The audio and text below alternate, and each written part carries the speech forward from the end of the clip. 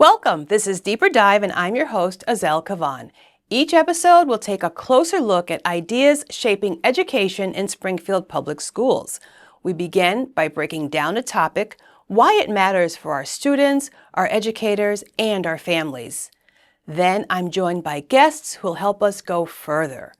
In these Deeper Dive segments, you'll hear from people doing meaningful work in classrooms, schools, and programs that are helping students learn, grow, and thrive.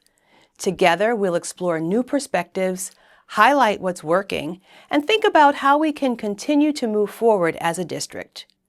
Before we wrap up, we will learn a few key takeaways, ideas, or insights that you can carry with you, whether you're a parent, an educator, a student, or community member. Take a deeper dive with us because when we understand education more deeply, we strengthen the future of our entire community. Today we're taking a deeper dive into attendance and why it's one of the most important factors in students' success. It may sound simple, but showing up every day shapes much of what our students become and what's next for them. It affects how they learn, how they stay connected, and how they begin to see their own future. And the long-term impact of good attendance is very clear. As you can see here, education directly impacts earnings. In Springfield, adults with a high school diploma earn around $38,000 a year, while those with a college degree earn over $60,000 a year, a difference of more than $20,000 annually. And it all starts with attendance. Students who show up regularly are more likely to stay on track, graduate, and go on to college or a meaningful career. Today, we talk with Assistant Superintendent Jose Escribano, who leads our district-wide attendance work and brings both a local and national perspective to this issue. But first, we'll hear from students and adults who are leading the effort and helping spread the message about why attendance matters.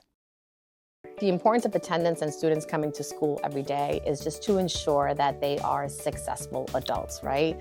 Being able to be a part of our community and do good in the world. You could learn something new or something like you haven't known before, like something that's really fun. Once you get smarter and you come to school, you will be successful. Every day they learn something different, and every day is a new experience they can create with the teacher, with a friend here at school. I know some days are harder than others, but just encourage them to get up and accomplish the day. He tells me he doesn't want to go to school, but then when I pick him up, he smiles, I had a great day, it was an awesome day.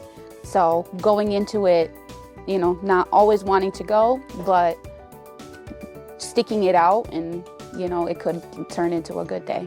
So I think the biggest change we've made is that students are excited to be in school. We really have students feel like they belong, and there's that sense of belonging here. And it really just makes us happy because that's what we want. We want happy kids to engage in learning. Really making sure that we had a welcoming environment. Every morning when you come in, the kids are greeted with smiles and high fives, and they want to be in school. They want to be part of this community. So it really is, our strategy is about celebrating success and celebrating an improvement that we see. Every member of our attendance team impacted our growth. We just had to come together and organize that and put that as a strategy first, that it was a team effort. And then with that team grows, because at the point you're then working with the families and then they become a part of the team. Building relationship, making sure that parents see us as partners and that we're able to support them with wherever they're coming from and whatever our students need, we try to provide them so that that's not a barrier to coming to school. So we know our students, we know the needs that they have, and we need to make sure that we get them in school. That personal touch with the kids is important. When they come to the door or when they get out of their car, when we open their door, we say, "Good morning, Elias," or "Good morning," right? We let them know they matter individually, and I think that helps them get here. When you build trust with your families and you keep at it and they know that you're really there to support them and their child, they're more apt to open the doors to building a relationship with you. Thanks for joining us, Assistant Superintendent Escribano. Thank you. It's a pleasure being here today. I know that attendance is something that is very, very near and dear to your heart and central to your work. And we just heard from people at schools who have seen a significant increase in good attendance by students in their schools. But there are just a few voices in a sea of a lot of schools right here in Springfield and nationally. So can you set the stage for us? What are we seeing around attendance here locally and also nationally? Yeah, I mean, this is it's a topic that I think everybody's looking into across the country. What we've seen since COVID or post-COVID, we've seen an increase in chronic absenteeism across the country.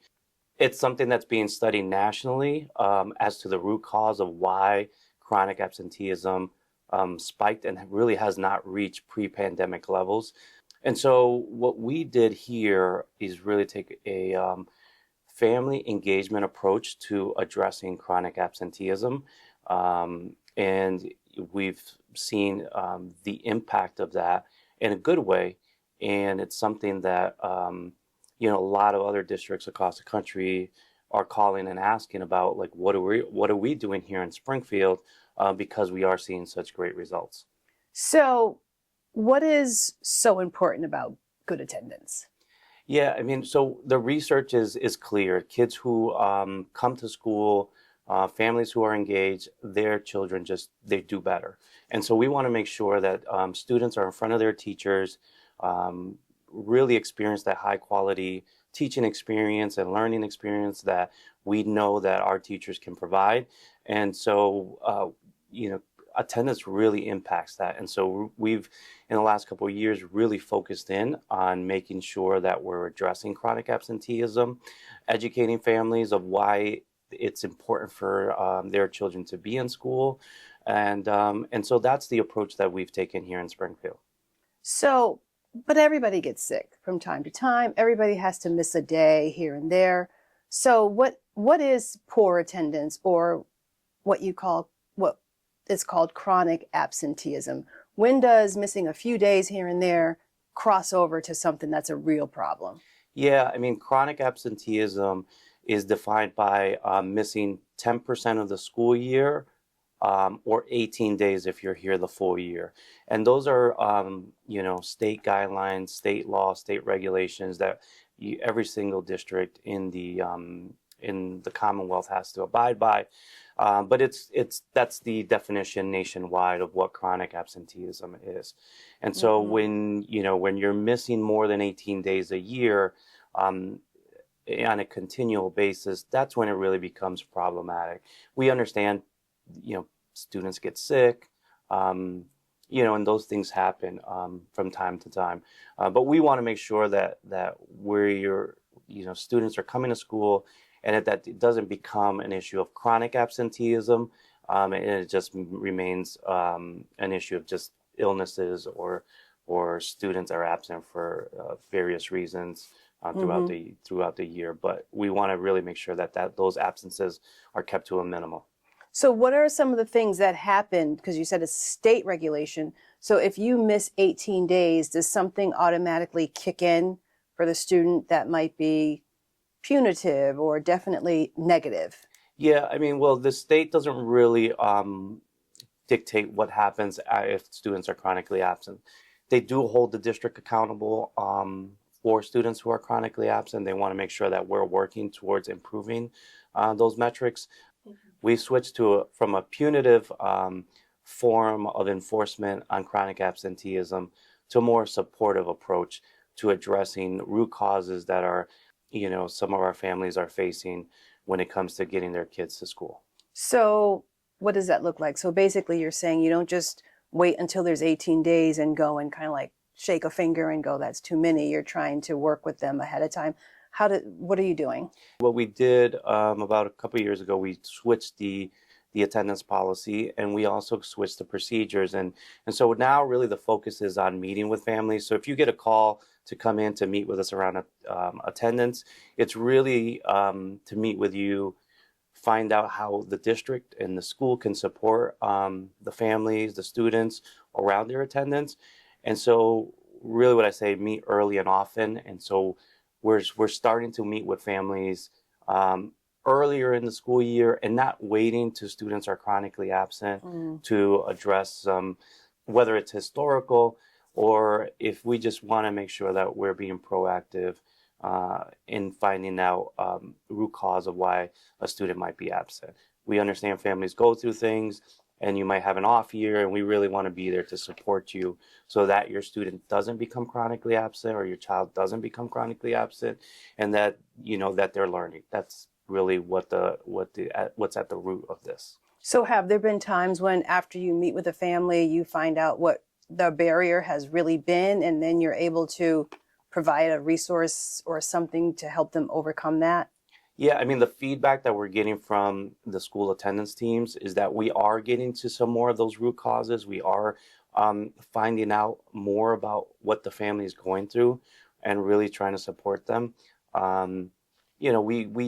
We switched from just sending letters or making phone calls to just really thinking about how we build relations with families so that they can come to us when things are happening that are impacting attendance. And so really building that supportive network for families so that, again, that we address anything that might be impacting attendance for their child.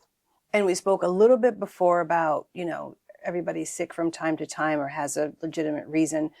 Are there some things that the district considers excusable absences that, are excused?